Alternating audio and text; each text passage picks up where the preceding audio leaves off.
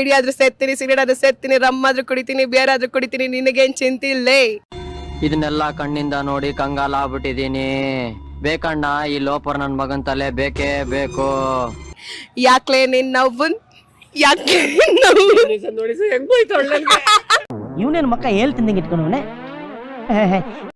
ಅಣ್ಣ ಏನ್ ಗೊತ್ತಾ, ನನ್ ಸಾಂಗ್ ಬಗ್ಗೆ ನೀವೆಲ್ರು ತಪ್ಪಾಗಿ ತಿಳ್ಕೊಂಡಿದ್ದೀರಾ. ಎಲ್ಲಾ ಜಿಮ್ಗಳಲ್ಲೂ ನನ್ ಸಾಂಗ್ ನ ಹಾಕೊಂಡು ವರ್ಕೌಟ್ ಮಾಡ್ತಾರೆ, ನಿಮಗ್ ಗೊತ್ತಾ?